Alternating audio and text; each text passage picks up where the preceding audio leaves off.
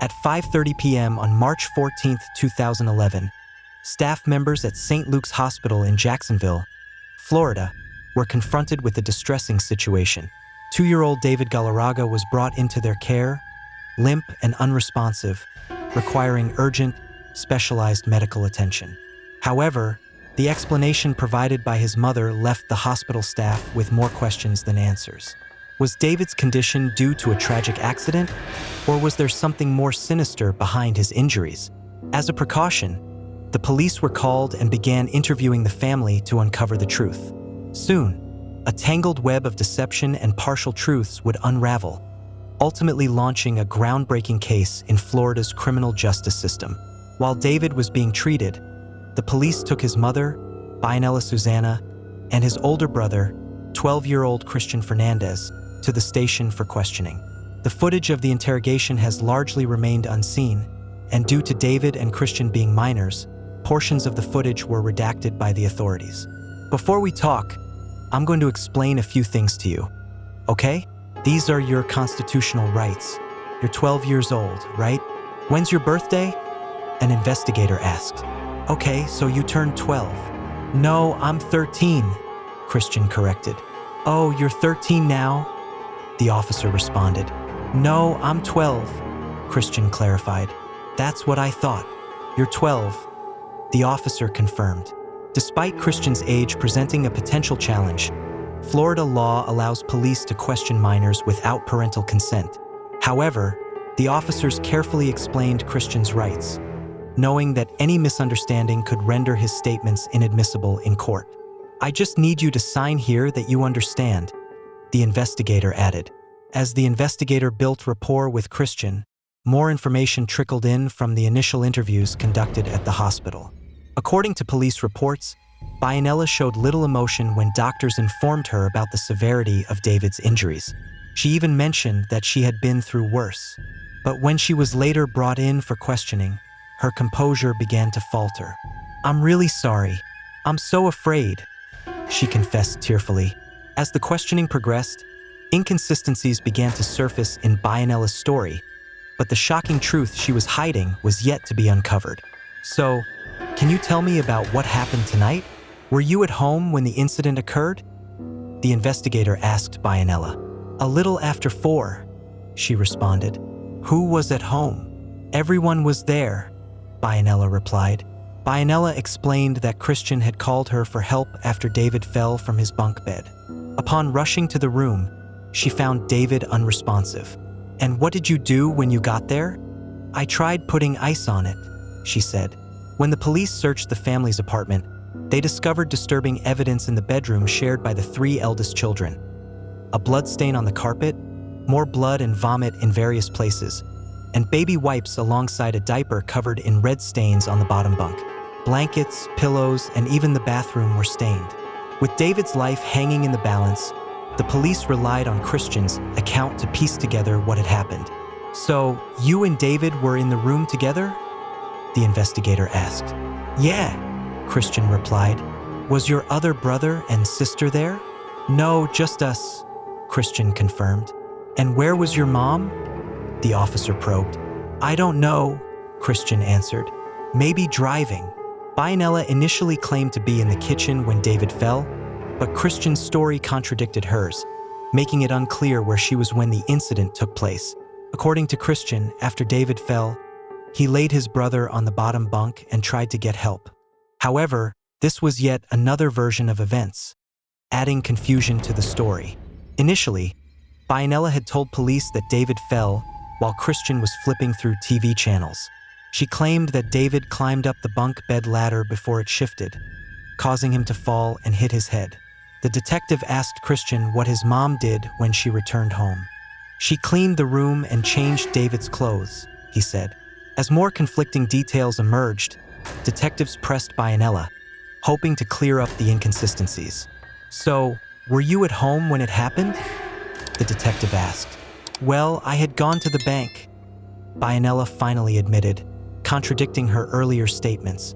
So, you weren't in the kitchen? No, she replied. Bianella's deception slowly unraveled, revealing that she had left Christian in charge of his siblings while she went out. Despite David's critical condition, Bianella didn't call 911 right away. Instead, she decided to wait and see what would happen. When David eventually arrived at the hospital, he was in such a dire state that he had to be airlifted to another facility for specialized care. But even this was not the full extent of the family's tragic story. Bianella had given birth to Christian when she was only 11 years old, and both she and Christian had endured a troubled childhood. At one point, authorities found a 2-year-old Christian wandering in a parking lot while his grandmother, who was supposed to be caring for him, was intoxicated nearby. The family's history was filled with hardship, but nothing could justify Bianella's decision to delay seeking medical care for David. As police continued to question her, they pressed harder. "When you got home, what did you see?" the detective asked.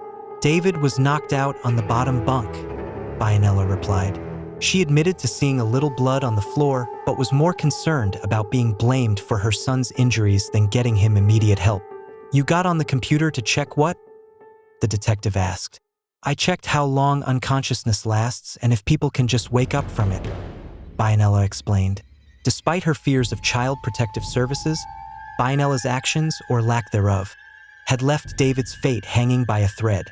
Meanwhile, police were still unraveling the complex dynamics of the Galarraga family, uncovering layers of neglect and trauma that went far beyond the events of that night.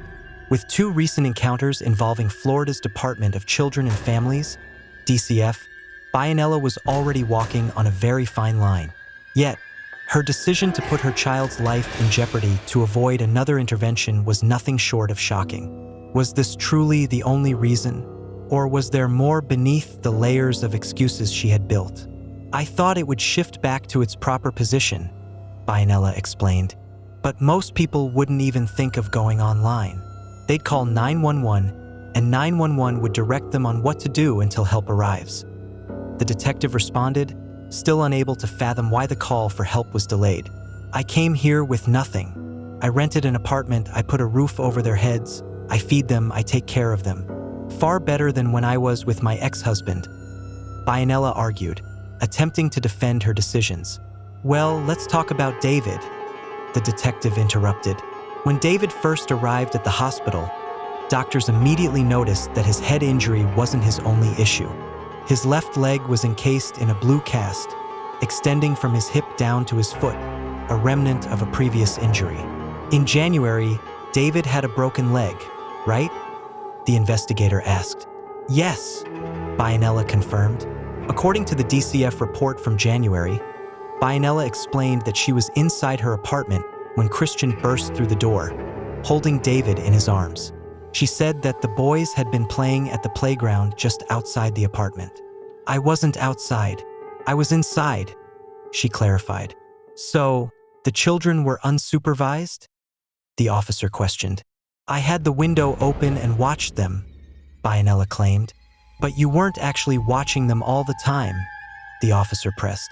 "Well, I wasn't watching every second, but I checked on them," she replied. "So, if you didn't have your eyes on them, you couldn't have seen what really happened, right?" the officer countered. Bianella claimed David fell from the monkey bars, but the apartment playground didn't even have monkey bars. Her story continued to change as she described the incident as a fall from the jungle gym. Bianella's sister later added yet another version, stating that David had been jumping between swings when he fell. In the meantime, Christian provided his own version of what happened to David's leg. "You said David broke his leg in January, right?" the investigator asked Christian. "Yes," Christian replied. "And how did it happen?" "Yoga," Christian answered. "Yoga?" the detective repeated, surprised. "Were you watching something on TV?" "No, I read it in a book," Christian explained. This story didn't match up with Bianella's claims either, adding to the confusion. At the time of the leg injury, Bianella wasn't at home. She had left Christian to care for his siblings once again. "Did DCF talk to you about this?" the officer asked Christian. "Yeah, they talked to us," Christian confirmed. "And what did you tell them?" "That he fell in the room," Christian responded. Once again, Christian appeared to have lied to protect his mother. The detective decided it was time to confront Bianella directly about these discrepancies. But that's not what really happened, is it? The detective asked. What do you mean? Bianella replied, growing defensive. I'm asking you to be honest. You're only going to hurt yourself in the long run if you keep lying. The officer pressed. What really happened? Finally, Bianella made a startling admission. It was my son, she said, seemingly blaming Christian for David's injuries. Despite this, she initially downplayed the severity of David's broken leg, claiming she didn't think it was serious at first. But the detectives knew something about the timeline of the injury that Bianella hadn't yet revealed. I've heard that when people break bones, the pain is unbearable.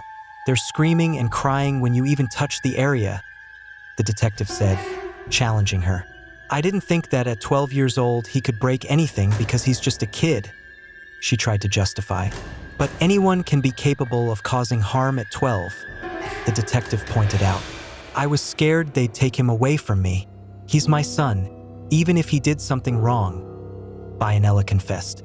You took him to the hospital with you and he saw everything David went through. I understand that as a mother, you wouldn't want your son to get into trouble for something he didn't mean to do. Am I right?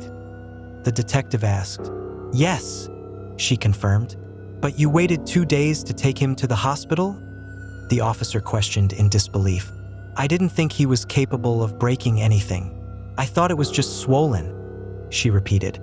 The detectives turned to Christian for clarity. His confession was both heartbreaking and revealing. He was sitting like this, Christian demonstrated, and I moved his legs like this. He showed how he had been pulling and twisting David's legs. And that's all you did? The investigator asked.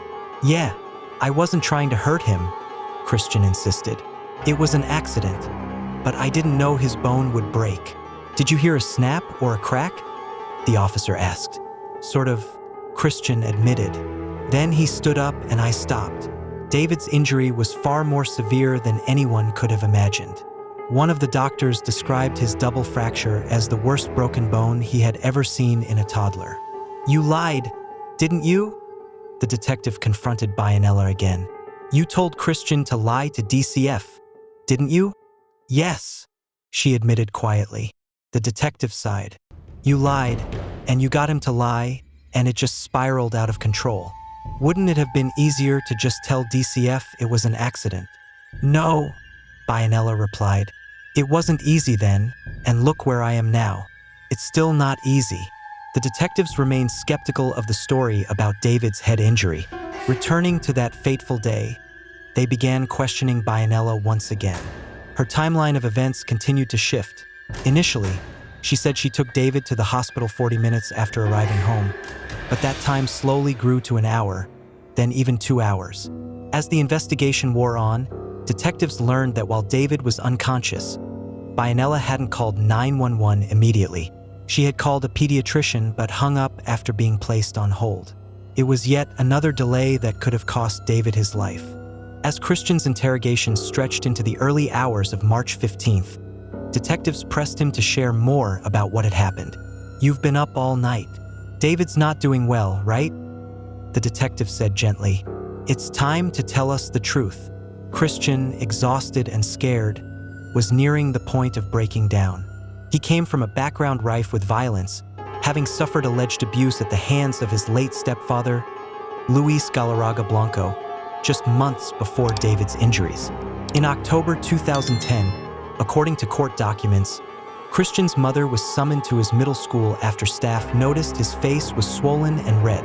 By the time she arrived, police and DCF investigators were already questioning him. Christian claimed that his stepfather had struck him in the face. The injuries were so severe that Christian needed surgery to repair a torn retina. As an ambulance rushed Christian to the hospital, a stunned Bianella reportedly contacted her husband, Luis Galarraga Blanco, for answers. Shortly after, Luis unalived himself in front of their 3 children when he learned the police were coming to arrest him for child abuse. Their young daughter, only 4 years old at the time, was the one who answered the door when officers arrived. David, the 2-year-old, was discovered trembling and bloodied in a nearby room. These past events give insight into some of Christian's troubling behavior when left unsupervised. behavior that may have mirrored the violence he was once subjected to. "So, tell me what happened tonight," the detective asked Christian. "I made him carry some books," Christian replied. "You made him carry books?" The detective clarified. "Yeah," Christian confirmed. "Were they big or small books?" The detective inquired. "Like a bunch of thin books," Christian said. "So he was carrying them?" The detective asked. "Yes," Christian nodded. "And then what happened?" The detective continued. "They fell on him," Christian explained, "while he was carrying them." "Where did the books fall?" The detective pressed, trying to piece together the details. "On his hand," Christian responded, though his story seemed incomplete. The detective, noticing inconsistencies, asked, "How did the books fall if he was carrying them?"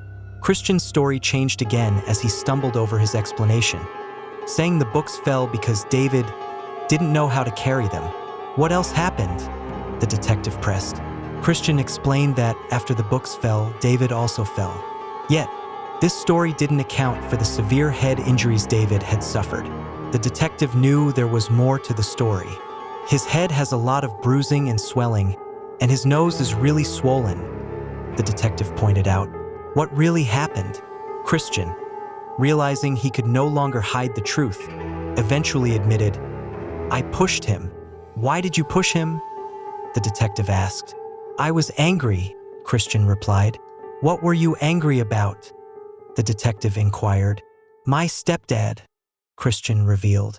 His thoughts had been consumed by memories of the abuse he endured at the hands of his late stepfather, Luis. "How many times did you push him?" the detective asked. "Twice," Christian responded. "Can you show me how you did it?" the detective asked, handing him a doll to demonstrate. Christian pushed the doll towards a shelf to show how he had pushed David into it. This chilling revelation uncovered the reality of what had happened. Although the detective had initially referred to the incident as occurring that night, further investigation revealed that David had actually been injured earlier that morning. Christian then admitted that after pushing David, he dragged his brother to the bottom bunk of their bed, explaining the blood found in the room. "Where was he bleeding from?" the detective asked. "His mouth and lungs," Christian replied, visibly distressed. "Did you call your mom right away?" the detective asked. Christian nodded, confessing that he had realized the gravity of what he had done. When Bianella returned home that morning, she found David bleeding from both nostrils. Rather than rushing him to the hospital, she cleaned his face and later drove her other children to school, leaving David unresponsive in the car. Instead of seeking immediate help, she returned home and spent the entire day with David in a critical condition, his life slipping away. The story continued to darken from there. While David lay unconscious, Bianella searched online at 10:54 a.m., looking for advice on how to wake someone from a concussion. By 2:15 p.m., she was researching what happens if someone remains unconscious for hours. In between, she casually added money to her phone plan, browsed screensavers, and even checked out celebrity gossip. Shockingly, she only decided to take David to the hospital hours later, at 5:30 p.m., too late to save him. "Did anyone else touch him?" the detective asked Christian. "No," Christian responded. "Do you feel better now that you've told the truth?" the detective asked. "No," Christian replied. "Was what you told me the truth this time?" the detective asked. "Yes," Christian confirmed, though it was clear he still carried the weight of his actions. The detective pressed Christian one last time to make sure the full story was out in the open. Christian finally admitted that he hadn't initially thought about the consequences of his actions.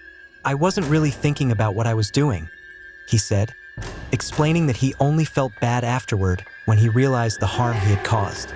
As investigators prepared to confront Bianella with the truth, the full extent of the family's tragic history began to emerge. Christian had endured years of alleged abuse from his stepfather, and that trauma had seemingly spilled over into his interactions with his siblings. "Why did you push him twice?" the detective asked. "I don't know," Christian replied. "I don't even know why I pushed him the first time." It became clear that Christian's actions were born out of anger and confusion. the result of years of bottled-up emotions. What unfolded in that small apartment was not just a single, tragic moment, but the culmination of a cycle of violence and neglect that had plagued the family for years. Authorities confronted Bianella with the harsh reality that this wasn't an accident. Christian had done it. What did he do? How did he do it? The detective asked. He got angry, Bianella responded. He grabbed David by the head and slammed him into the bookshelf twice. David cried the first time, and the second time he fell unconscious. Christian had admitted to his actions. He told me he lied to you about it, the detective said to Bianella. So I know you didn't know. Bianella, visibly shaken, couldn't believe what had happened. Is there anything else you want to tell me? Do I need to inform the doctors about anything else? His brain started swelling, Bianella said. It got bigger after he hit the shelf. Christian, during his interrogation, asked the detective to explain what swelling meant. This seemingly simple question raised concerns about his cognitive development, suggesting he might be behind his peers in understanding such concepts. When asked if David would survive, Bianella could only relay what the doctors had told her. They're hoping he wakes up. If he doesn't wake up, that means he won't make it. As soon as the detective left Christian alone, he muttered something chilling. David had to be pushed twice. I just got mad tonight, and I snapped. David's condition was grave. According to hospital staff, he was only alive because he was on life support, relying on a ventilator to breathe. His injuries were extensive and horrifying. His neck was stabilized in a brace. His skull fractured, his nose broken and bloody. His right forearm appeared to be injured, possibly fractured. Swelling and redness covered both eyes, and a large bruise darkened his left eye. He also had a contusion on his right hip, a hematoma above his right ear, and bruising on the right side of his forehead. Hoping to gather more details, detectives urged Bianella to speak with Christian. Though initially resistant, she eventually agreed. Christian, sweetheart, she said, her voice shaking. I know you're tired. Your mom wants to talk to you. Visibly drained, Christian answered. What did you do? Why would you do something like that? Bianella asked, on the verge of tears. After this painful interaction, detectives uncovered one more bombshell: Bianella's internet search history. At 3:07 p.m., hours after David sustained his head injury, Bianella searched for the hospital where she would eventually take him. After picking up her other 3 children from school, with David still in the car, she returned home again.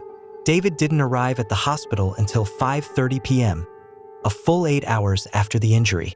Police also found no records of any ATM activity at the Wachovia bank Bianella claimed to have visited that morning. Overwhelmed by the weight of the night's events, Christian finally began to break down. On March 16, 2011, 2 days after sustaining his injuries, doctors made the heartbreaking decision to remove David from life support. His injuries were too severe for him to survive. After an autopsy, his death was ruled a homicide caused by blunt force trauma to the head. Devastatingly, it was concluded that if Bianella had sought medical attention sooner, David might still be alive. With Christian now facing serious charges, it was time for the legal process to begin. Time to go, buddy, an officer said as he handcuffed Christian. Stand up for me, buddy. In Florida, minors are generally tried in the juvenile system. However, the state has no minimum age for filing charges for capital offenses. Despite being only 12 at the time, Christian was charged as an adult, becoming the youngest person in Duval County to be indicted for first-degree life-taking. 2 weeks after Christian's indictment, Bianella was arrested and later pleaded guilty to aggravated manslaughter. She was sentenced to 10 years in prison, with credit for the 2 years and 4 months she had already served. The remainder of her sentence was suspended to probation, along with an order to spend 90 days in a domestic violence shelter and 2 years in a halfway house.